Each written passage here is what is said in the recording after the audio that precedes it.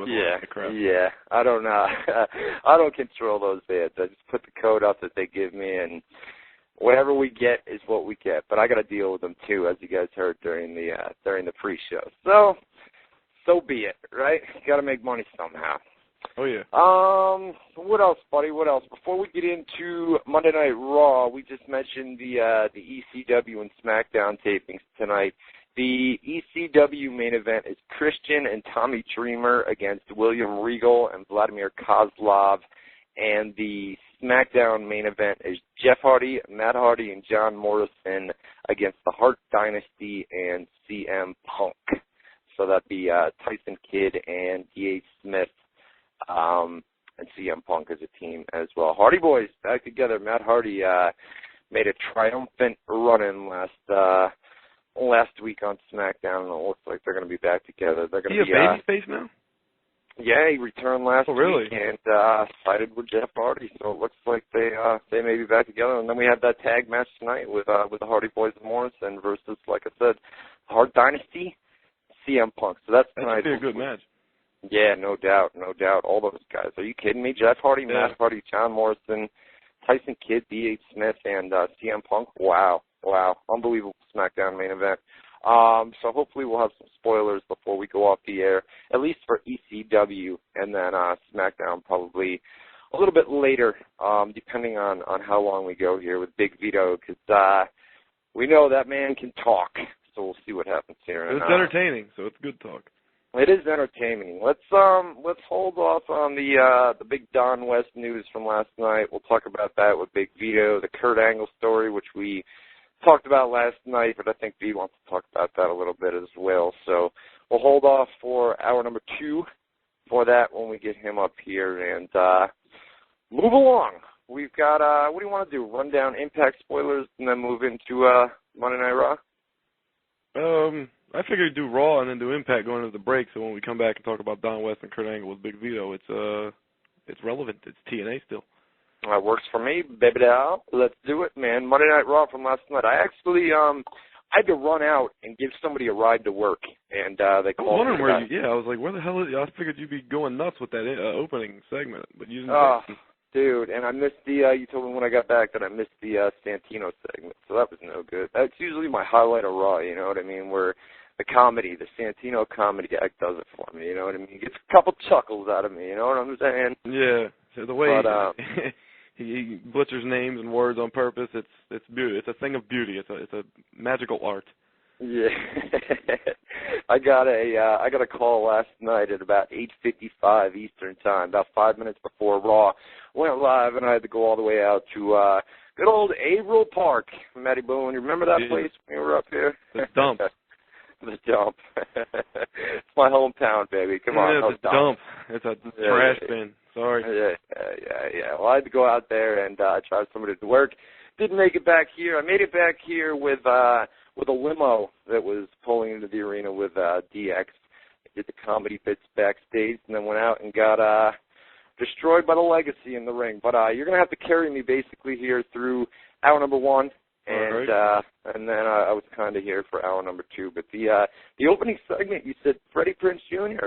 delivered, huh? I don't want you to interpret my opinion of that because believe me, you're going to butcher it. But okay, so the show opens with Lillian Garcia. She introduces Freddie Prinze. He comes out and he just basically puts over that he's a real fan. He doesn't want the fans to think that he's another celebrity coming in to promote something. He's a real fan. He talks about his collection of action figures in his closet that he's still got, and the old ice cream bars that the WWF used to have, and that kind of stuff. And he's interrupted by some music, and a guy comes out dressed up basically like the bad guy, and I Know What You Did Last Summer. He's got the hook on his hand, he's got the fisherman's hat, and all black.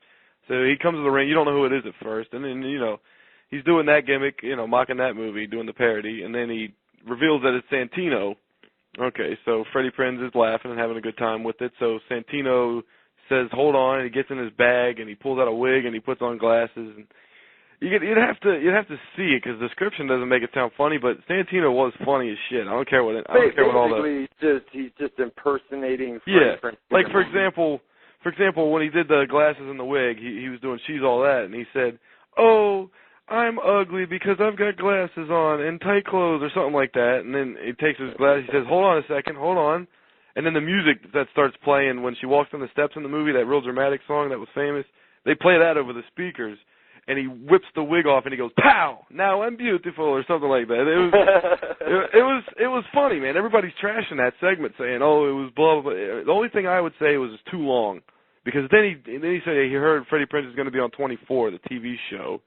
So he puts on a cop uniform, and he goes over to Lillian Garcia, and he starts yelling at her, what did you do? Where's the bomb at? Blah, blah, just, doing all that stuff. So, I mean, it went on like about 11, 12 minutes, and then Freddie Prinze somehow just convinced him to get out of the ring or something, because he was begging for a job in his movies, basically. And Freddie Prinze just kind of laughed it off. And then Randy Orton came out, and that's when the big injury angle happened with the, let's see. Well, I saw a replay of that where he put him in like a chokehold, and then... Yeah, Orton got in his face and said that he didn't want to team with his SummerSlam opponent tonight, John Cena. And blah, blah, blah, blah, blah. Prinze said, you're in your hometown of St. Louis, and you got to get over it. You're going to wrestle him, and that's when he grabbed him and choked him and then dropped down with the neck breaker thing, and they did the injury angle. So that was how Raw started. Yeah, how was the original pop for Randy because they were in St. Louis last night? Did he get that? Did he get that face pop when he came out, or was it? I'm having trouble remember. I think they booed. I know they booed him when he did the. I don't care about the. I don't care about the people in St. Louis. I don't want to wrestle tonight. Right. But when he first came out, I don't remember there being like a huge pop or nothing. But I don't know. I rarely pay attention to that stuff. Yeah. I just figured because they were in St. Louis, I mean. I didn't even know it was his hometown until Prinze said it. So I guess Evan Bourne's also from St. Louis because he got a huge. That's right. He got a huge pop when he came out because Lillian Garcia said from St. Louis and they went nuts. Did he? Yeah, I think I missed that. That was in hour number 1. As well. So that's coming up here in a second because after that they had the Kofi Kingston versus Carlito for the U.S. title. I guess Rosa Mendez is with Carlito now. That I read that last night in the recap that I read, and what happened was there was a match on Superstars the week before. It was a mixed tag match. It was Kofi Kingston and Mickie James versus Carlito and Rosa Mendez, and they showed the clips from that, and that's what set up the match. That match, Kofi Kingston versus Carlito. And Rosa just came to the ring with Carlito like it was common knowledge, which I didn't know, but I don't know. Well, so you're saying they set something up with that angle on Superstars last week? It wasn't an angle; it was just a match. I mean, it was just a mixed tag match, and then she was with them at Raw. I don't know if they've been together before this or not. I don't recall them being. She was with Beth Phoenix, right? Yeah. It must just be a new angle that they started last night. Yeah, no doubt. Well, and then where does that leave Prima? You know what I mean? He was featured for 3 seconds backstage in the 15,000 Chavo versus Hornswoggle match. Remember? Oh, that's right. What's up with that, man? Jesus, man. All for the Macaulay Culkin. I missed that. You had to tell me about that. Yeah, I had my back turned. I was doing play-by-play. I didn't see it. Did he say anything? Or did he do the face? No, it was a little one-liner. Somebody in the chat room helped me out with what I thought he would just do like that. That's not cool, or that's not something. I can't remember. I'll try to. Somebody in the chat room will. No, that's not funny. Is one-liners. Thanks to Eagle Brady in the chat room. Everybody else that's jumping in now as well. But yeah, it was just a real quick shot, and that was it. But man, Hornswoggle and Chavo for the. That's literally like I think it's like the 8th gimmick match in a row on Raw, if you count pay-per-views too, because they had one on the pay-per-view. Why? I mean, is there a reason? Is there a reason why? I guess they think it's the funny part of the show, the comedy part of the show. I don't know, man. But was it funny the first time, the second time? At least not to us. It's obviously. I never thought it was funny. No. Yeah, it's obviously funny for somebody in that company, but good God, man, when you get to the 7th, 8th match, man, enough is enough. You know what I mean? Probably because we say it here every week, enough is enough, and they just say, screw you guys, we're going to fucking do it again. You know what I mean? Yeah, that's exactly what it is. Yeah. Kofi Kingston won that match, retained the U.S. title. Then the only thing you missed was The Miz. He returned and said he's back on Raw, and he's going to do the quickest and most impressive turnaround in WWE history, and he's on a quest to win the United States Championship. So he told Kofi Kingston to enjoy his victory tonight because he's taking the belt. He had a match he had like a new look, I guess, too, but I didn't see what the difference was. I don't know. I think he just Somebody had like said that he was wearing tights. Yeah, like, did he not wear like tights short, before? No, long tights, not short, okay. short. You know, like the Jeff Hardy or the Matt Hardy type deal where they wear the jeans. Oh, like Chris Jericho when he went from the long spandex to the digital tights. The long spandex. Why did he have the short shorts on? He just had regular tights on, like old school wrestling tights. Yeah.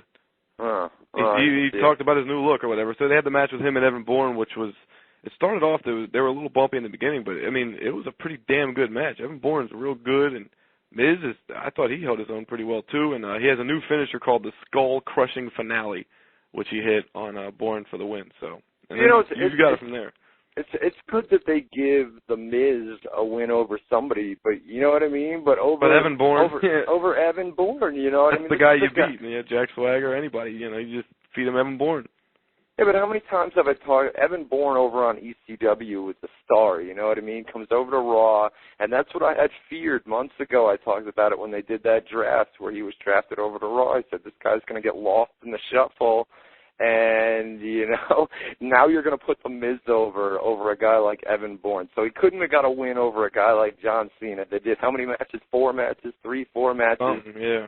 Couldn't have got a win over the Miz or over John Cena there, but then they give him a win over Evan Bourne on Raw. Just continue to bury Evan Bourne, you know what I mean? I knew he would be lost in the shuffle, at least on Raw. I mean, if you went to SmackDown, it was a really competitive match, though, so it wasn't like a squash. I mean, every week they do the same thing to Miz, so, I mean, here you're going to be unhappy one way or the other because either Miz or Evan Bourne's got to lose that match if it's the match. True. That's true. Well, maybe just don't pair them together. You know what I mean? But yeah, so this is where I picked it up. Got home with the limo. Came in the back. The trash can thing. They got the comedy out of the way backstage, where Shawn Michaels delivered a super kick to Santino, and Triple H put a trash can over Jillian Hall's. She was singing the theme song in that little headset or whatever. And they did the normal spiel that they do at the beginning there, where they said, "Are you ready?" Well, first he asked Shawn Michaels if he was glad to be back, and Shawn said something like, "I can't help but love this stuff," or something like that. Yeah, something like that, and made their way to the ring, hyped it up big time, and Legacy came out and attacked as Triple H is doing the "Are you ready?" thing. Yeah. And basically we had the beatdown, which means Sunday at SummerSlam, DX will probably prevail. You know how it works. Well, they beat him down, left him laying, and they answered the question, "Are you ready?" by saying, "Yes, we are ready," and then they just left him laying. Which I told you as soon as I saw it, I said that was beautiful. I mean, that's what you're supposed to do. I thought it was going to be like fun time with DX, like that whole backstage stuff just continued in the ring with more goofy DX, fun light comedy, PG 40-year-old men trying to act obnoxious and like degenerates, but no, they did the right thing. They had Legacy come out and beat him down, for the match this Sunday at the pay-per-view, which is what's really important. So, I mean, it seems like they didn't do enough to really build up that feud, Legacy DX, but because they waited too long to do it. But that's what you had to do last night, right? I mean, what else could you do? Well, not only that, but you're using. I mean, you've got the Legacy, Cody Rhodes and Ted DiBiase, who could definitely use the rub right now. 2 younger stars. You put them in the ring with DX. I'm sure DX will probably go over at SummerSlam, but the fact the Legacy was able to come out on Raw and destroy them, it builds credibility for them, in recent weeks, and that's kind of how you build your new stars with things it gives them a little something back, because, I mean, they had that one thing where they had Legacy versus Triple H in a handicap match. They beat him, but then they ruined the fact that they gave him the win by having Triple H act like it didn't even hurt, and he said ow into the microphone, and blah, blah, blah, blah. It just took the win right out of the sail of that victory. So this time they left them both laying, and there was no goofy, I'm on the microphone saying ow, like that, making a joke out of it. They didn't do that, at least. So, it was good. Yeah, it just came down and did the beatdown, and I keep going back to the Miz-Cena feud. You know what I mean? It's like, all right, you're using DX to build the Legacy, right? You're giving Legacy credibility.